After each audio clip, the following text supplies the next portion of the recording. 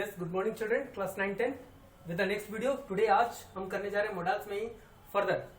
Now without wasting time let us move on with the matter, क्योंकि दो class most probably 3 we are going to finalise this models. और आज ही के इस वीडियो में बाद आफ्टर दिस वीडियो, इस वीडियो में एक सेक्शन और रह रहा है, लेकिन लेटर ऑन इसके बाद मैं वो दूंगा, that would be the question to solve.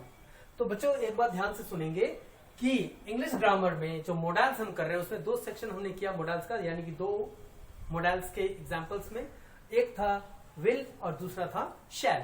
Today उसी के past that is should and would को we are moving on with. तो कैसे, जरा let us see here. Uses of should, it is used as the first past form of, this is past, okay,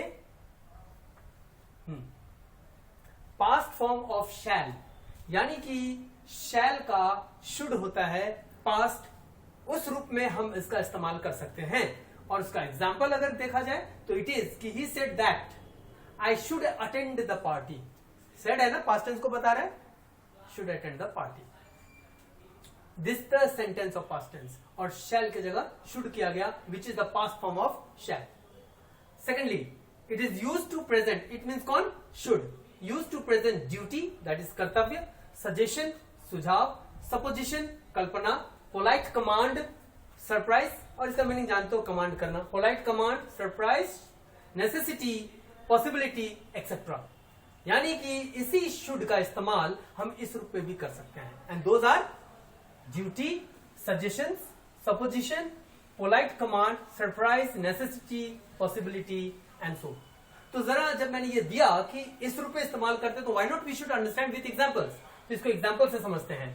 अगर हम बात करते हैं duty की, तो you should work hard to stand first, sorry the peon should ring the bell, ये ना है, the peon should ring the bell, ये पियोन की ड्यूटी होती है, उसे अवश्य करनी चाहिए, तो ड्यूटी को दर्शाते हुए हो गया। सेकंड मूव करते हैं after duty, that is suggestion. Suggestion में आता है कि you should work hard to stand first, you should work hard to stand first. आप किसी को सजेस्ट करते हो, है ना, टू स्टैंड फर्स्ट होने के लिए आपको मेहनत करने की जरूरत है, तो it is just an advice तौर पर सजेशन हो गया। उसके बाद आता है सपोजिशन, दैट इज कल्पना। वो क्या है, should you go to the market bring some fruit for मी।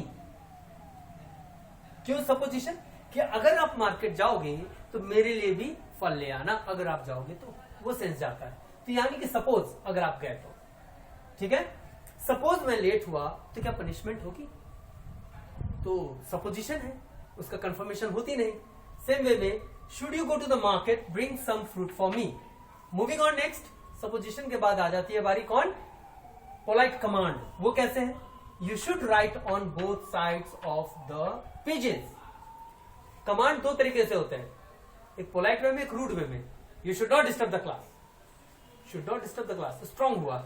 और दूसरा है कि you should write on both sides of the pages. बच्चे बैठ रहे हैं, एग्जाम दे रहे हैं, और सब कहा जा रहा है कि बच्चों दोनों साइड ऑफ पेजेस का लिखना है, और ऐसे तरीके से बोलने को हम कहते हैं क्या, पोलाइट कमांड।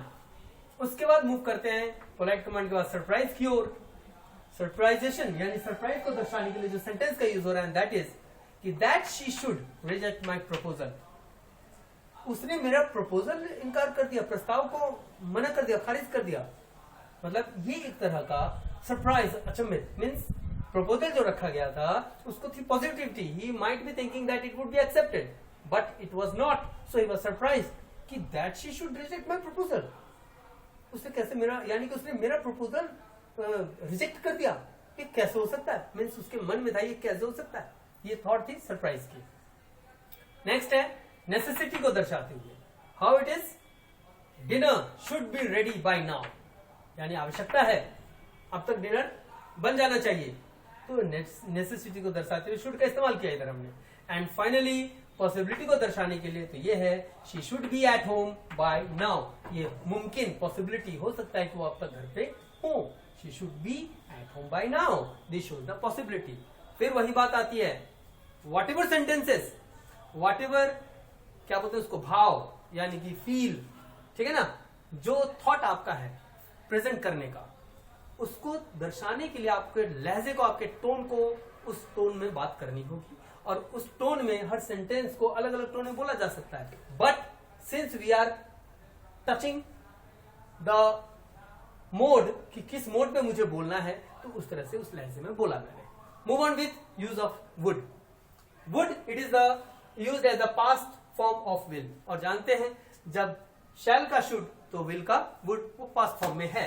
और इसको कैसे करना है, आइए इधर देखते हैं। I told him that I would visit his house.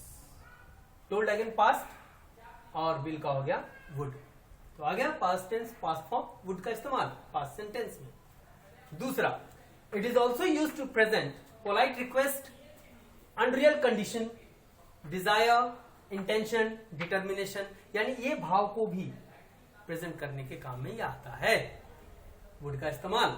और वो क्या क्या कैसे कैसे, let us see with an example of each.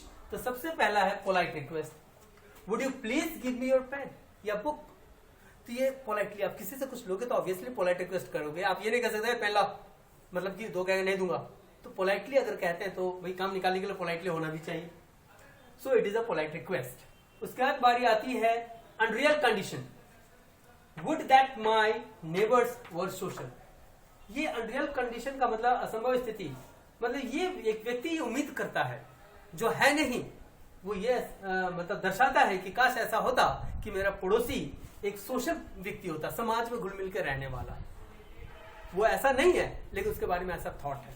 This is called unreal condition, means असंभव स्थिति जो कि पॉसिबल है। पड़ोसी थोड़ा सा दूसरे मिजाज का है, डिफरेंट पर्सन। उसके बाद डिजायर को दर्शाते हुए, I wish she would reach here soon, है ना, उम्मीद करते हैं कि वो बहुत जल्द यहाँ पहुंच जाएगी या पहुंच जाएगा, अगर ही है तो पहुंच जाएगा, शी है तो पहुंच जाएगी। तो इसीलिए डिजायर को दर्शाने के लिए सेंटेंस वुड का इस्तेमाल किया हमने। फिर आती है बारी इंटेंशन, इरादे। He would like to have his way, he would like to have his way, ये उसका अपना तरीका है जीने का, वो चाहता है कि वो अपने तरीके से चले, ये उसके इरादे हैं, है ना। किसी का भी इरादा कुछ भी हो सकता है लाइफ में कुछ करने का, तो वो ऐसे टाइप ऑफ सेंटेंसेस से जब आप बात करें तो दर्शाने के लिए वुड का यूज कर सकते हैं। Then moving on, determination, polite request, unreal condition, desire, he would like to have his way, ये शायद डिजायर में आया, yes, he would like to have his way, this is his desire, इच्छा। और उसी को इंटेंशन में भी कह सकते हैं क्या, कि I would like to lead my life on my own, ये उसकी इच्छा है, डिजायर है, तो उसमें आई वुड लाइक करके कर सकते हैं। इसी को अगर अलग लहजे में बोला जाए तो आप किसी भी मोड में कन्वर्ट कर सकते हो। जैसे फॉर एग्जाम्पल, इसको लेकर कंफ्यूज नहीं होना है। For example, give me your pen, would you please give me your pen, can you give me your pen, shall I take your pen, means would, can, shall, मैं सब तरीके से बोल रहा हूं और सब में थोड़ा सा टोन और हमारी जो प्रेजेंटेशन टेक्निक का है, यानी कि मैं किस लहजे में किस भाव से बोल रहा हूं, वो चेंज आ जाता है। एंड मॉडल्स का यही काम ही है, एक सेंटेंस को कई रूप में बोल सकते हैं हम। अगर ये इसको मैंने उस रूप में भी बोल दिया तो अच्छा है, एक एग्जांपल इसी बहाने निकल के आ गया।